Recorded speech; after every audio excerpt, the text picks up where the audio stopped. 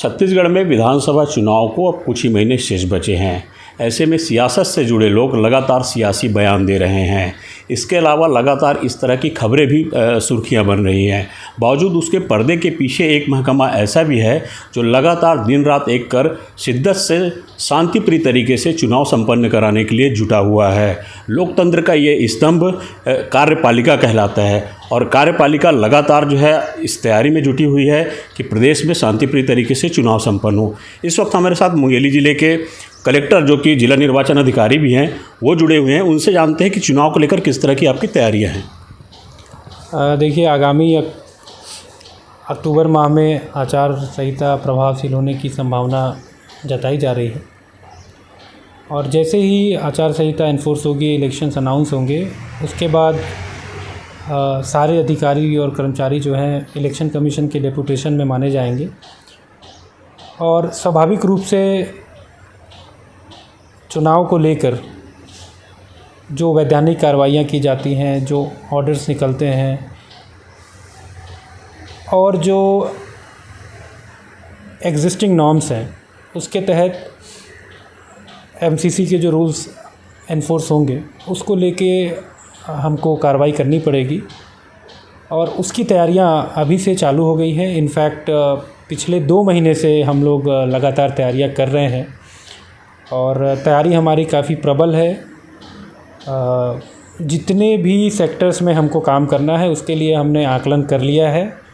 हमको क्या वर्कफोर्स लगना है, हमको क्या रिसोर्सेज लगने हैं, क्या लॉजिस्टिक्स लगनी है, उसकी प्लानिंग बखूबी कर ली गई है और बहुत ही शांतिपूर्ण तरीके से और बहुत ही सुगम तरीके से चुनाव कराने के लिए हम लोग आतुर हैं और मुझे लगता है कि आगामी जो विधानसभा चुनाव होंगे मुंगेली ज़िले में हम लोग उसको बेहतर और सफल निष्पादन उसका करा पाएंगे। हमने देखा है कि चुनाव के समय कई हिस्सों में जो है बांट दिया जाता है पोलिंग बूथों को, कई संवेदनशील, कई अति संवेदनशील।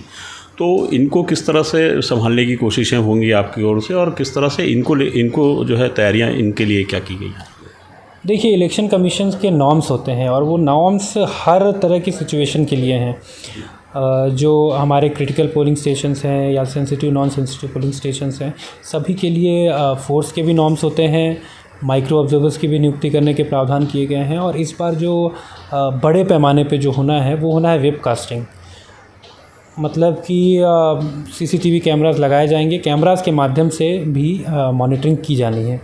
तो इन सब चीज़ों के लिए लॉजिस्टिक्स प्लान तैयार कर लिया गया है, डिस्ट्रिक्ट इलेक्शन मैनेजमेंट प्लान भी तैयार हो गया है और उसके अकॉर्डिंग हम इसको काम करेंगे और फोर्स भी हमने पर्याप्त मात्रा में मांगी है, करीब 25 कंपनीज़ की रिक्वायरमेंट दी है and hopefully will get it and सारे नॉर्म्स को फॉलो करते हुए will be able to complete this election process.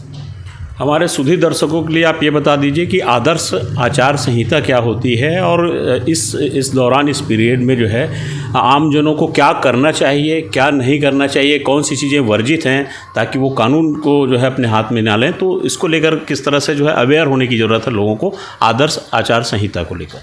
देखिए, मॉडल कोड ऑफ कंडक्ट का जो मुख्य जो मायने हैं वो पॉलिटिकल पार्टीज़ के लिए ही होते हैं और इन जनरल पब्लिक के लिए भी होते हैं कि वो अपने आप को पॉलिटिकल एक्टिविटीज़ में अगर संलिप्त कर रहे हैं तो किस नॉर्म्स को और किस मर्यादा का पालन करेंगे। तो इसमें बेसिकली यही रहता है कि हमको एक तो लॉ एंड ऑर्डर की सिचुएशन क्रिएट करने से बचना है। जो मीडिया में जिस तरीके के प्रचार या दुष्प्रचार होते हैं उनमें भी कंट्रोल किया जाता है गवर्नमेंट के द्वारा। उस समय जो पॉलिटिकल पार्टीज़ वेरियस कैंडिडेट्स को जो इलेक्शन के लिए इलेक्शनरिंग करते हैं वो और जो बेसिकली इलेक्शन फ़ाइट करते हैं उनके लिए भी इलेक्शन जो एक्सपेंडिचर वो करेंगे इलेक्शन में उसकी मॉनिटरिंग भी की जाती है। साथ ही साथ उस समय प्रशासन और पुलिस पूरी हाई अलर्ट मोड में होती है और इस बात को पब्लिक को भी ध्यान देना ज़रूरी है कि वो अपने आप को किसी भी इस तरह की गतिविधि जो गैर कानूनी हो सकती है और जो पॉलिटिकल रूप से जुड़ी हो सकती है और जो कहीं ना कहीं इलेक्शन जो होता है उसको एक जो इक्वल ग्राउंड पे होना चाहिए, उस प्रक्रिया को बाधित करने की अगर रिमोटेस्ट पॉसिबिलिटी भी रहती है तो उस चीज़ में उसको इन्वॉल्व नहीं होना है। उसके लिए फिर दंडिक प्रावधान भी किए गए हैं और आचार संहिता जब प्रभावशील होती है तो इलेक्शन रिलेटेड जो ऑफेंसेस हैं जो आईपीसी के तहत उन पे फिर FIRs भी होती हैं, कार्रवाइयाँ भी होती हैं। अवैध शराब हो गया, जो नशीली पदार्थ हो गए, जो कैश का या काइंड में या फिर किसी भी अन्य प्रकार से भी फ्रीबीज़ के माध्यम से भी जो डिस्ट्रीब्यूशन किया जाता है तथाकथित तौर पे, वो चीज़ें भी नहीं करनी है, because that will constitute a criminal offence. और उसके जो है दुष्परिणाम, अगर ऐसे एक्टिविटीज़ में लोग इंगेज होते हैं तो उनको भुगतना पड़ सकता है। एक अंतिम सवाल आपसे मैं जानना चाहूँगा कि जिस तरह से मुंगेली ज़िले को बीते 2 वर्ष पहले जो है SRE ज़िला में शामिल कर लिया गया है, मुंगेली को नक्सल प्रभावित ज़िले में शामिल कर लिया गया है। मुंगेली ज़िले का जो लोरमी का विधानसभा का कुछ इलाका है वो सरहदी इलाके, चाहे वो मध्य प्रदेश का डिंडौरी ज़िला हो, उसके अलावा वो चाहे हमारे छत्तीसगढ़ के कबीरधाम ज़िला हो, वो सरहदी इलाका है, दोनों नक्सल प्रभावित ज़िले हैं। तो इन इलाकों पर किस तरह प्रशासन अपनी मॉनिटरिंग करेगा ताकि यहाँ पे शांतिप्रिय तरीके से चुनाव संपन्न हो सके? देखिए, जो इलाका हमारा नक्सल प्रभावित इलाके में आता है मुंगेली ज़िले का, वो बेसिकली डिंडोरी डिस्ट्रिक्ट से लगता है मध्य प्रदेश के। लगातार हमारी पुलिस की टीम, और मैं खुद भी वहाँ के DM साहब से संपर्क में हूँ, और हमारी पुलिस की टीम थाना लेवल पे उनके साथ निरंतर संवाद कर रही है।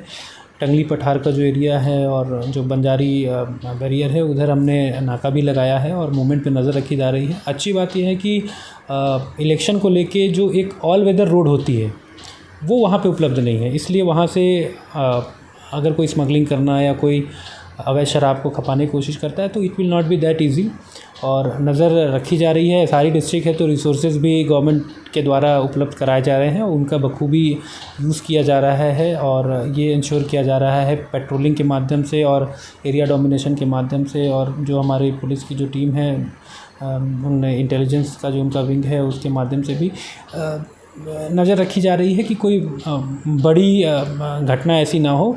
और चूँकि कुछ एरियाज़ ऐसे हैं जो सेंसिटिव और हाइपर सेंसिटिव कैटेगरी में भी हम कह सकते हैं जो आते हैं, तो उसको देख के फोर्स रिक्वायरमेंट भी हमारे द्वारा भेजी गई है इलेक्शन को पॉइंट ऑफ व्यू से।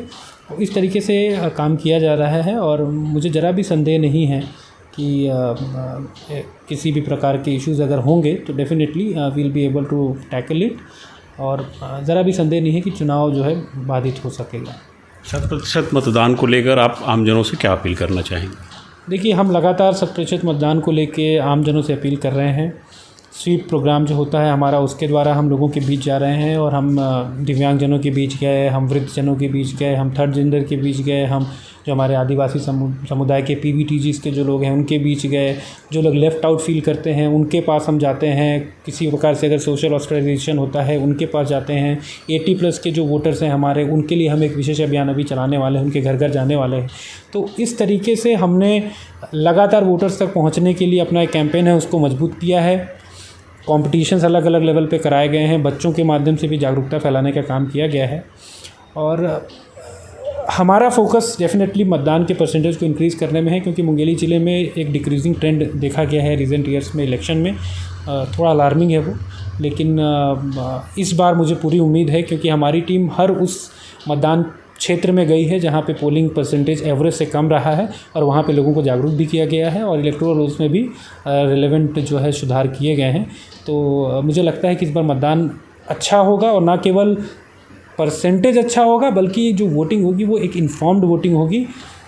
पब्लिक के बीच हम ये भी मैसेज देके गए हैं कि आप पहले देखिए, समझिए, और उसके हिसाब से वोट करिए। किसी भी प्रकार के प्रलोभन से अपने आप को बचाएं, और एक निष्पक्ष मतदान जो है पब्लिक अगर करेगी, और मुझे विश्वास है जो हम मैसेज देने में सफल रहे हैं, तो एक सुखद परिणाम हमारे इलेक्शंस के देखे जा सकते हैं। 100% मतदान हो सके, इसको लेकर लगातार प्रशासनिक अफसरों के द्वारा कवायद की जा रही है। अलग अलग माध्यमों से प्रचार प्रसार अभियान जो है चलाए जा रहे हैं। IBC 24 अपने सभी सुधी दर्शकों से ये अपील करता है कि वो अधिक से अधिक मतदान में हिस्सा लेकर लोकतंत्र को मजबूत बनाएं।